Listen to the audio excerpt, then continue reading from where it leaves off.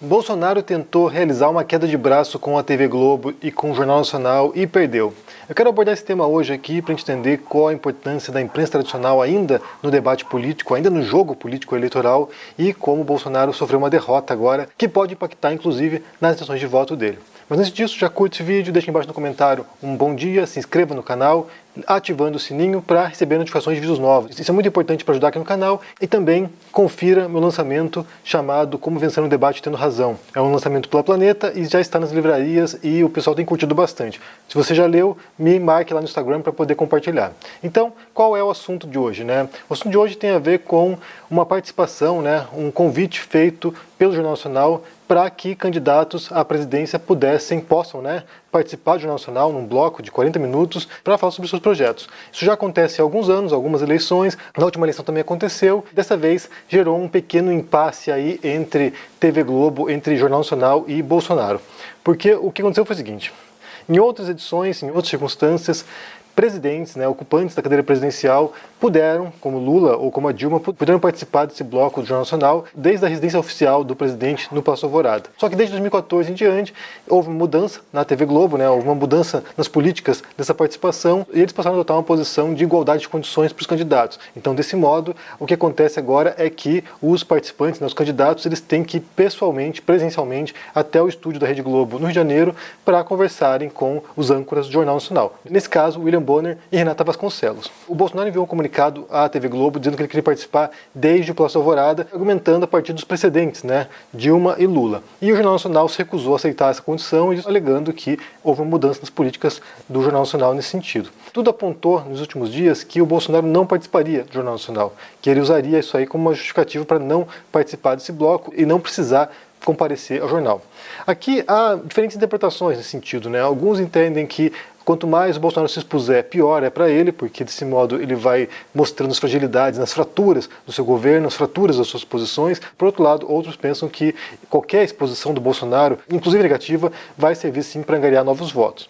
Depois houve a mudança de posição do Bolsonaro e ele anunciou que iria sim pessoalmente até a sede da TV Globo, do Jornal Nacional, para participar. Então, na semana do dia 22 de agosto, estão confirmadas aí 4 para entrevistas: a do Bolsonaro, a do Lula, a do Ciro Gomes e a de Simone Tebet, que são os principais candidatos que despontam na corrida eleitoral. Então, a gente vai assistir o Bolsonaro sim na TV Globo, e se você se recordar de 2018, você vai lembrar de uma cena que foi grotesca e patética do Bolsonaro lá, quando, no meio dessa entrevista, ele foi lá e mostrou um livro que supostamente estaria no suposto kit gay, que é uma agenda que o Bolsonaro defendeu durante muitos anos, Uma crítica a esse kit gay, que é um delírio total que ele, concebeu e começou a propagar, que nem sequer tem a ver com aquilo que ele diz sobre isso.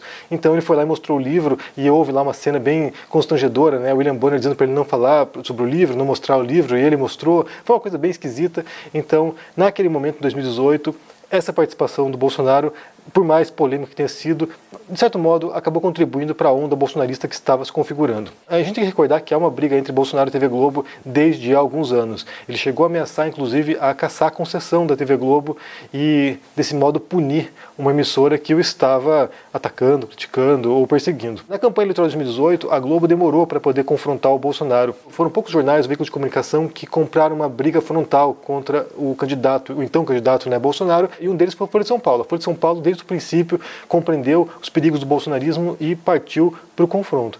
No caso do Jornal Nacional, eles passaram, o da TV Globo no geral, passaram a confrontar o Bolsonaro mais adiante na campanha eleitoral. Então, nesse momento, quando a TV Globo passou a criticar duramente o Jair Bolsonaro, eu cheguei a fazer um vídeo aqui, eu me recordo disso, cheguei a fazer um vídeo aqui dizendo que eu não sabia para onde penderia essa disputa, se o Jornal Nacional ou a TV Globo conseguiria destruir o Bolsonaro.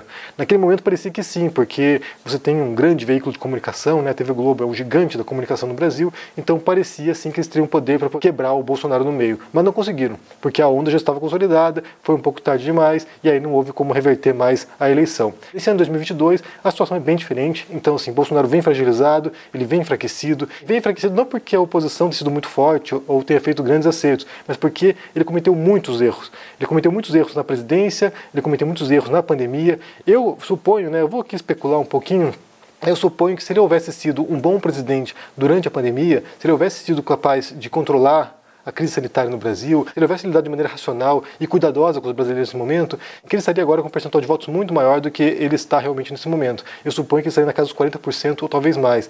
Muita gente se frustrou durante a pandemia com a catástrofe que foi o Brasil. Então, aqui, como eu falei, especulando, supondo, eu imagino que muitos eleitores do Bolsonaro, eleitores ocasionais, né, não os fanáticos, não os bolsominions, eles simplesmente se frustraram com o Bolsonaro nesse momento, perderam parentes, perderam amigos, e certamente culparam a incapacidade, a inépcia desse presidente que é uma catástrofe. Então a gente fala aqui de erros cometidos por ele durante a presidência, particularmente durante a pandemia, na qual centenas de milhares de brasileiros morreram, e isso certamente está impactando agora na percepção de quem ele é e do estrago que ele pode cometer. E aí tem também o resgate da memória do PT, do Lula, que também tem fortalecido essa posição agora de oposição ao Bolsonaro. Como eu falei, a gente não pode menosprezar também o impacto que a imprensa tem nesse cenário.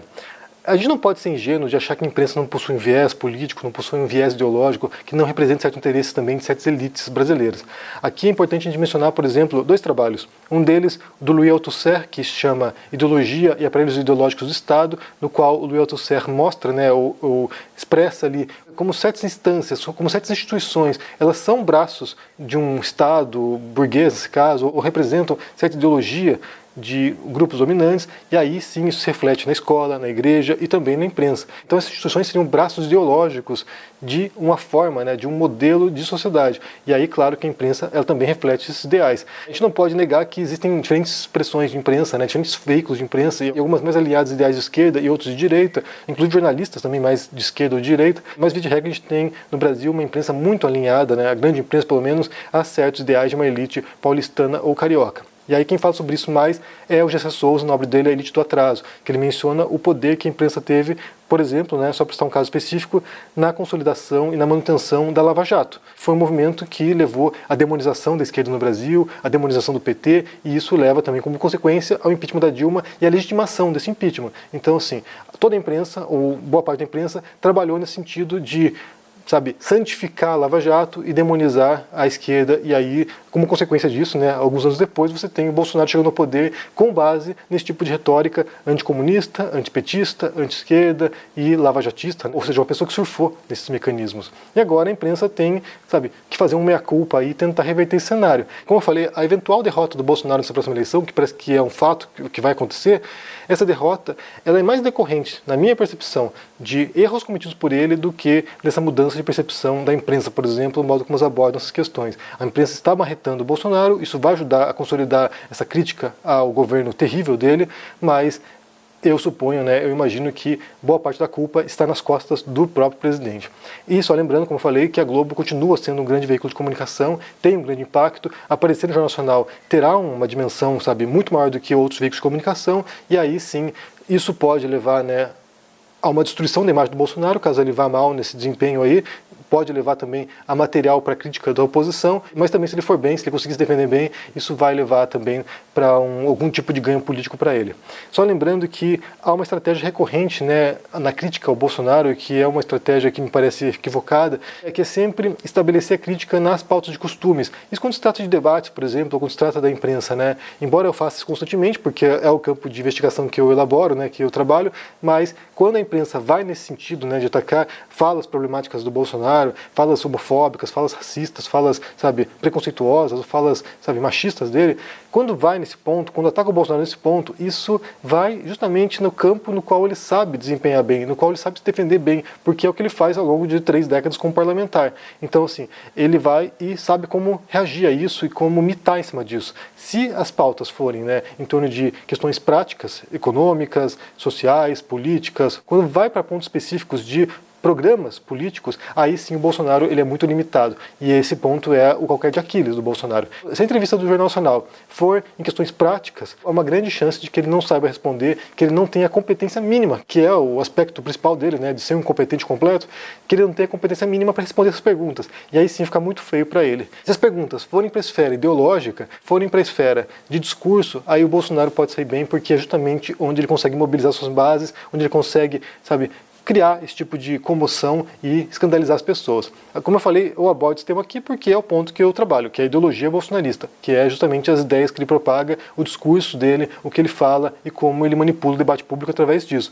Mas não deve ser o foco, não deveria ser o foco, pelo menos, dos debates ou dessa entrevista no Jornal Nacional. Eu acho que quanto mais os jornalistas conseguirem, pegar o Bolsonaro no ponto fraco, isso vai sim expor como ele é frágil, como ele é incompetente, como ele é uma aberração que chega à presidência com base no ódio, com base em discursos vazios, ideológicos, com discursos vazios que o projeta até o poder. Só para concluir, como eu falei, há uma tendência a pensar que essa participação dele no Jornal Nacional pode ser tanto positiva para ele quanto negativa. E tudo vai depender também de como isso transcorrer, né? Quais são as perguntas, de como os apresentadores lá, os âncoras, vão sabatinar o Bolsonaro e de como ele vai responder essas perguntas também, se ele vai estar num bom dia, cheio de mitadas, porque é aí que realmente mexe com as pessoas.